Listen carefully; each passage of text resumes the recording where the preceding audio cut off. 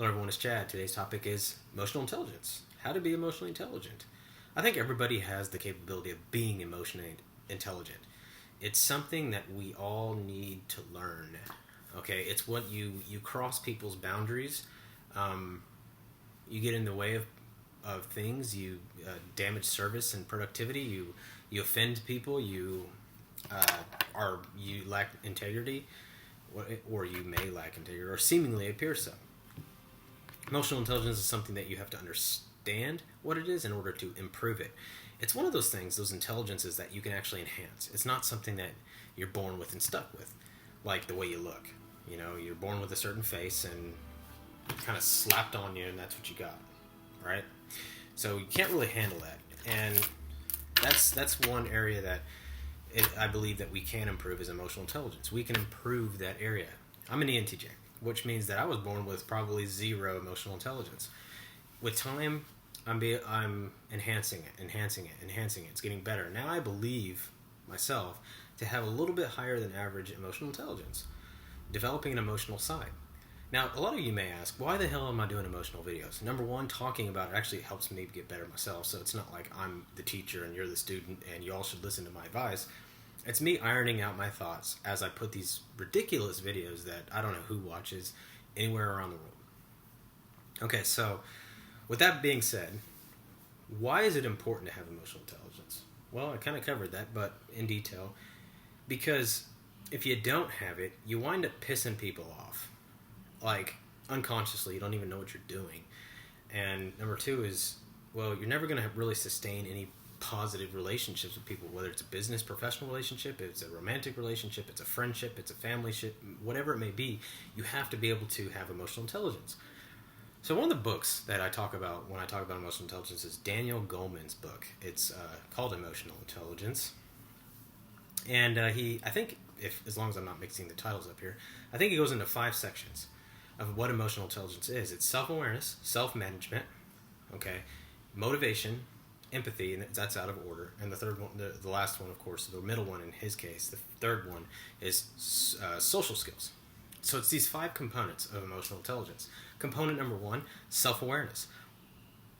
Where are you aware of your own emotions? Are you aware of how you feel? Are you aware of what's affecting you?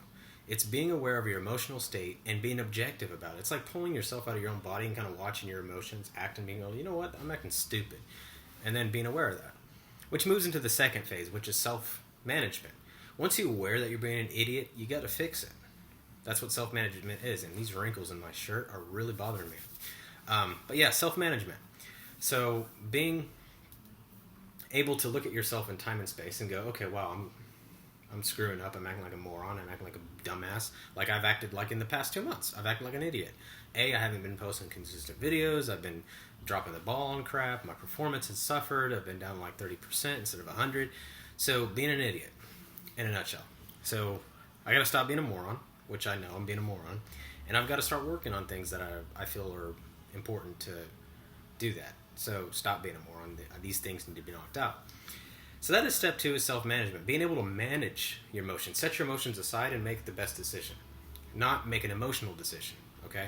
But setting your emotions aside and making a decision based on what is the best decision, the most logical decision at this point in time that's going to affect the most amount of people in a positive light, okay?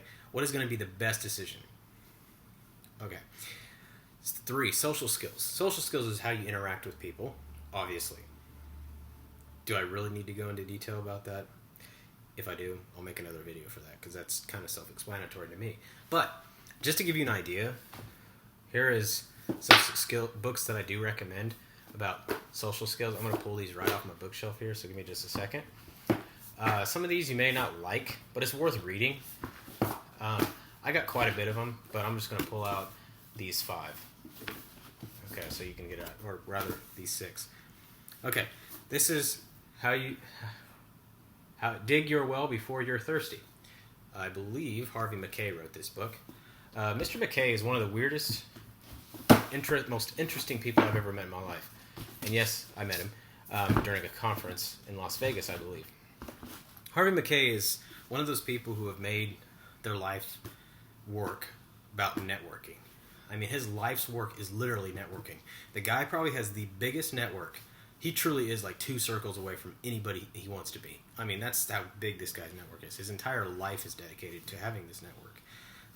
He will know everything about you before he meets you. It's crazy how much he knows, and he's got the right people to get all the information he needs. Really interesting book about how to dig that well before you do get thirsty. In a sense, make sure you're planned ahead to use your network when you need to. And he doesn't. I don't think he's doing it for selfish reasons. I truly think he enjoys working with people and getting to know people and doing things for people, which in turn do things for him. Does he do it to get things done for him? Of course he does. Everybody has a narcissistic side to him or a reason to do things.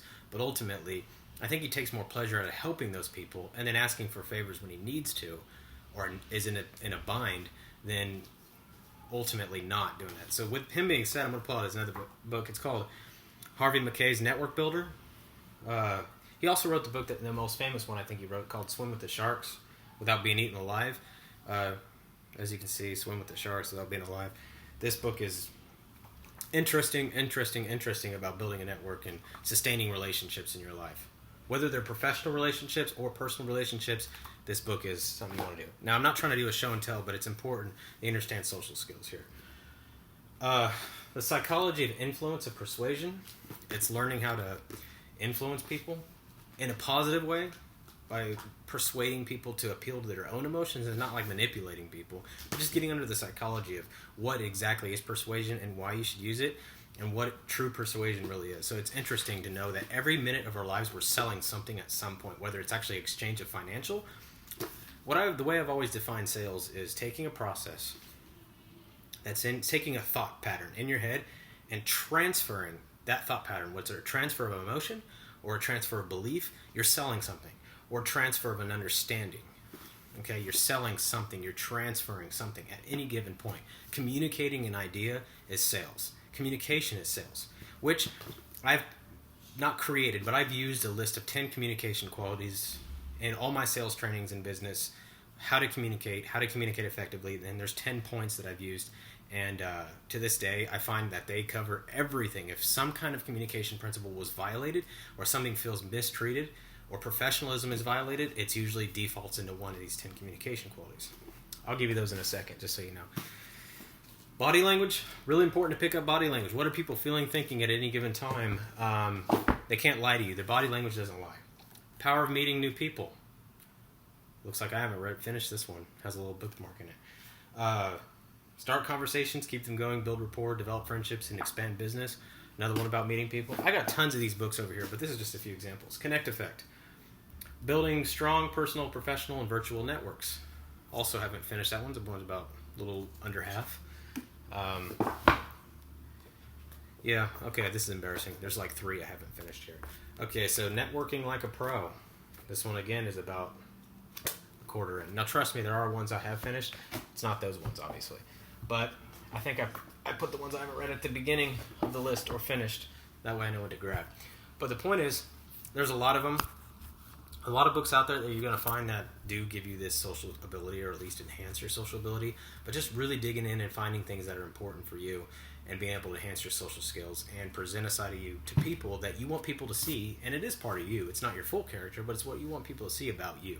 And I think that's a big part of social skills and why it relates to emotional intelligence. So that's point 3.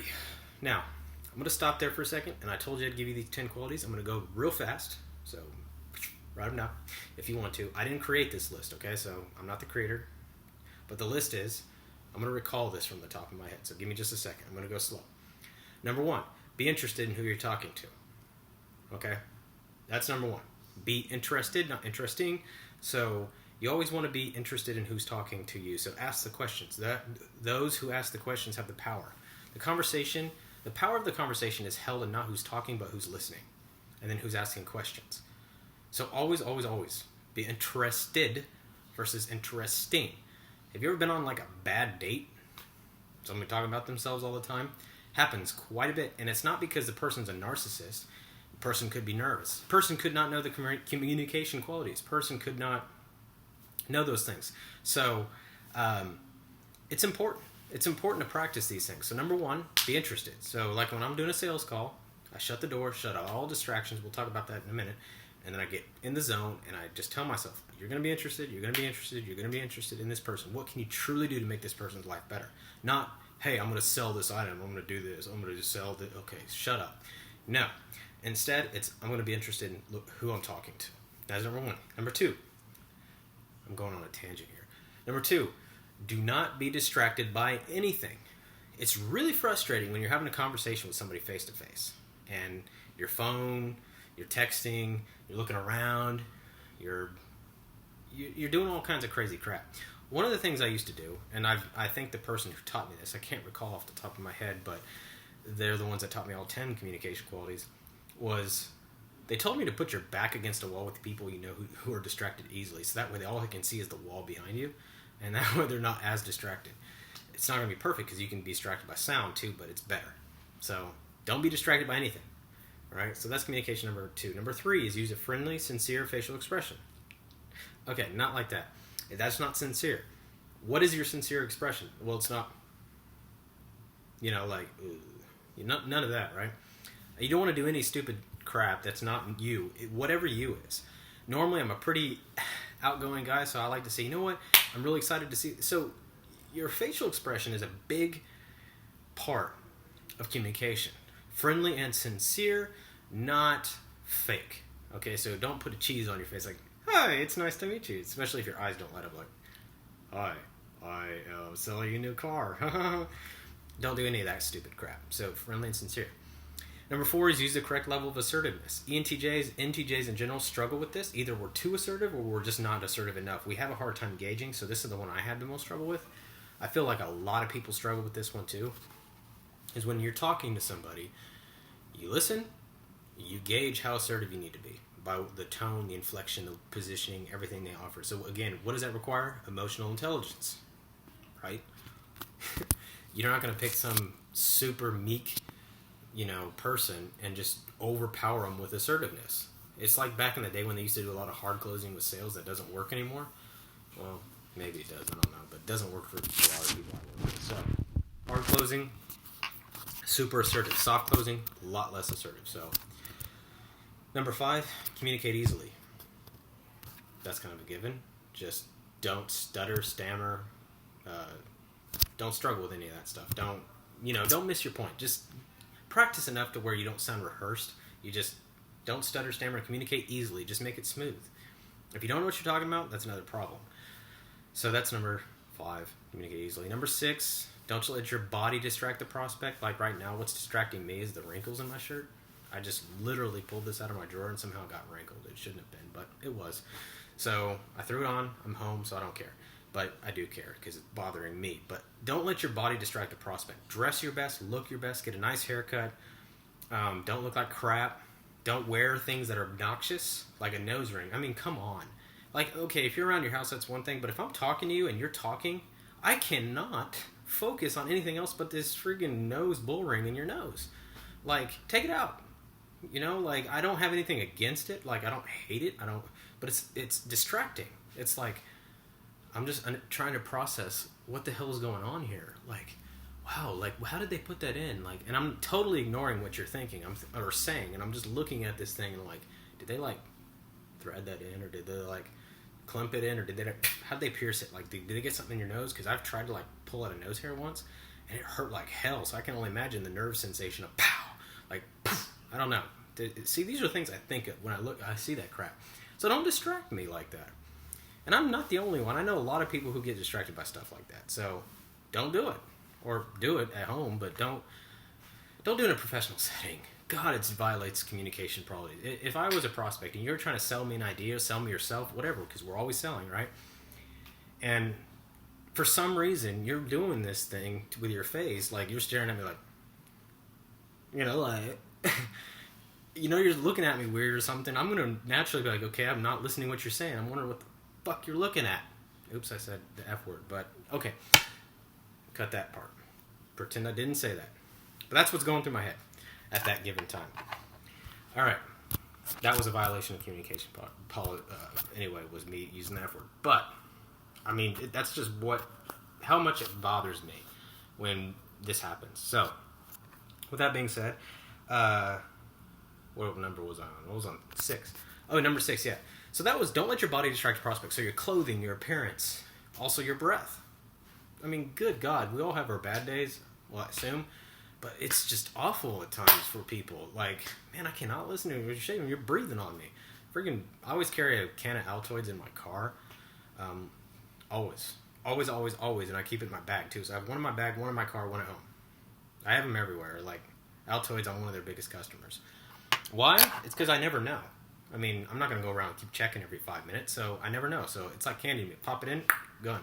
We're good to go. A little OCD about hygiene, but it's important. I don't want to distract anybody. I don't want people to be like, I don't know how to tell him his breath is bad. Avoid all that crap by taking care of it before it happens. Be proactive. Golly. Why am I telling you this? You should already know this crap. Well, okay, number 7 is tell the truth. Don't lie. Don't lie. Tell the truth. Always tell the truth. It's not worth it to get a sale. It's not worth it to damage a relationship. Don't lie. Number 8. Know what the heck you're talking about. Know what you're talking about. Know what you're talking about. Know what you're talking about. Be competent. Be competent. Be competent. Be competent. Don't not know what you're talking about, because then you get in a situation where you're like, sound like an idiot. You might violate number 5. You know, you want to start talking about science and you don't know squat about science, at least ask questions. Don't try to communicate a scientific idea that you don't know about science. I'm sure people can use that against me on my other videos, so please don't hold that against me. I've said shit that I didn't mean. Don't hold it against me. All right. Number 9 is communicate at the person's level. So naturally, I do a lot of pathophys in my work, pathophysiology for medical conditions. I'm not going to start talking to people about pathophysiology.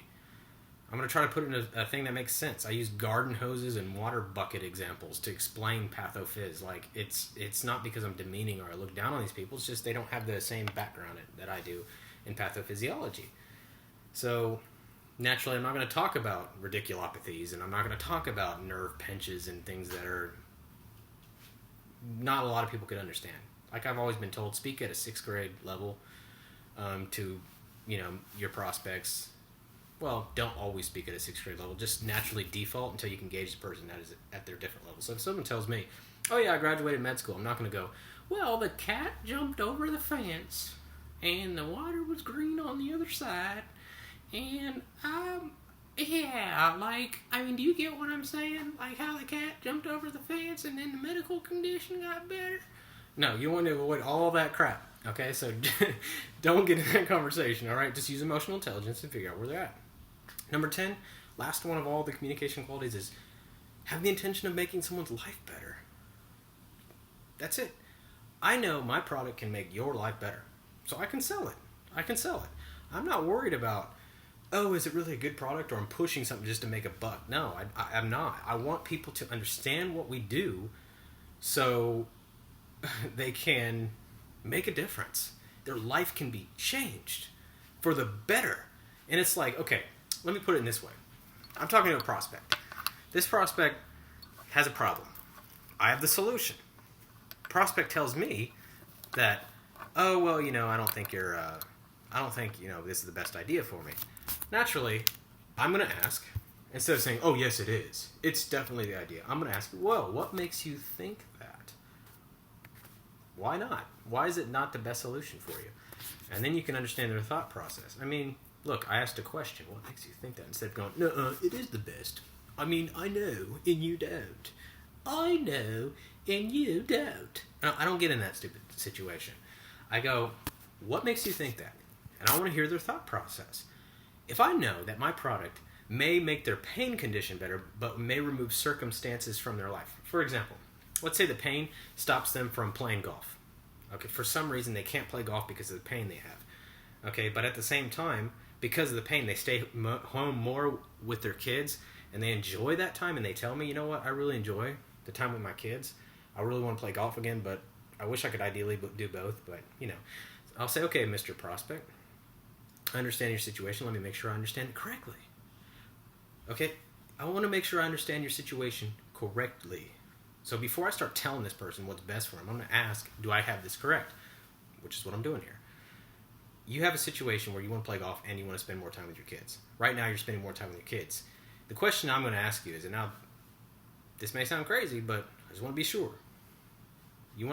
Would you rather spend more time with your kids, or would you want to rather go back to playing golf and go back to working and you have less time with your kids? What's more important to you? If the prospect tells me face to face, I'd rather spend more time with my kids, then I'll say, you know what? Well, it looks like the situation you have, you wouldn't be a qualified candidate for our program because we're going to get you back fixed and you'd be able to play golf again. And you said that would ruin your circumstances, wouldn't it? Yeah. Or I'd work with the prospect. If I know the prospect could do both, I try to figure it out. Point is, I'm just making up examples in the top of my head, so it's not like a full sales call. But the idea is, always try to make their life better, not always try to sell them your product or your idea or your thought process or whatever the heck it is. Okay, 10 communication qualities out of the way. The other 2 components of emotional intelligence. Cut. All right, we're back on that. Point number 4. What was point number 4? Motivation. What motivates you? Are you internally motivated or externally motivated? Is it carrots or sticks mentality? Do I need some kind of external motivation? Let me chase this piece of meat hanging in front of the treadmill. I'm running. Right? That's my sign for running. That's my universal sign for running. Okay. Sorry, I got carried away there. Like, I'm on crack. Not really on crack, but feel like I am. So, anyway, but yeah. Do I need that external motivation? Do I need that internal motivation? How do I motivate others? How can I motivate other people? That's emotional intelligence. What motivates me may not motivate the person in front of me. So how do I learn to motivate everyone, myself and these other people? That's motivation component. The last component is empathy.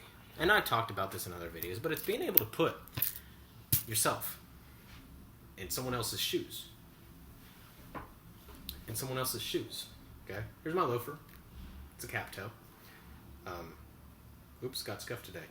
But it's a cap toe. Okay? And I'm not doing a demonstration. Buy these shoes. This is Kenneth Cole. If you want to buy it. If you like this loafer, it's a Kenneth Cole. But anyway, it's a cap toe shoe, and I'm going to put myself in someone else's shoe. So I'm going to take another shoe that I generally don't wear. This is Betty's shoe. Well, it's actually mine, but I'm going to say it's Betty's shoe. Betty likes sneakers. I like loafers. So why does Betty like sneakers? What makes Betty think about sneakers? Why does Betty choose to wear sneakers? What makes her comfortable about sneakers? So I may even go as far as actually buying sneakers and seeing what Betty likes about sneakers. Or I'm just going to know or think about why Betty chooses to wear sneakers. So I'm going to put myself in Betty's shoes. And I'm going to walk the same road she walked in my head. Okay, what did she go through in this situation? What part of this situation made Betty think? How did Betty feel about that situation?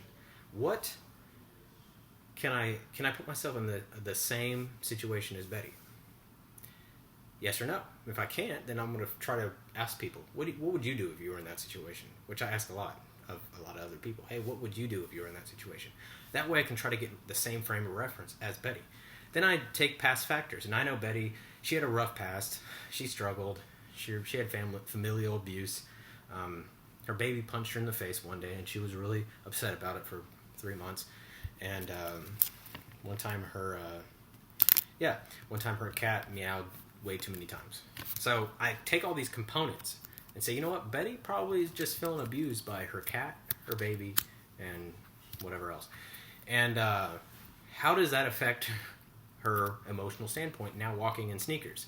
Well, maybe it's because, all this goes in my head, maybe it's because Betty really just doesn't want to put in the extra effort because she feels unappreciated by her baby and her cat. So she doesn't want to put in the extra effort, and she doesn't want to put in, the time it takes to polish the loafer when she could just go with the sneaker. Maybe she just finds it much easier to go with the sneaker. Maybe it's just something she's not interested in putting that in. Point is, this is another made-up scenario, but ultimately it's me putting myself in someone else's shoes and trying to understand their situation, trying to understand how would I feel if I were in the same boat. That's empathy. It's emotional intelligence in a nutshell. To me, empathy is everything. But Daniel Goleman, 5 points. There's probably a reason for it. Much smarter than I am. So anyway, that's my message for today. And I think that's all I have to say. Until next time, good luck.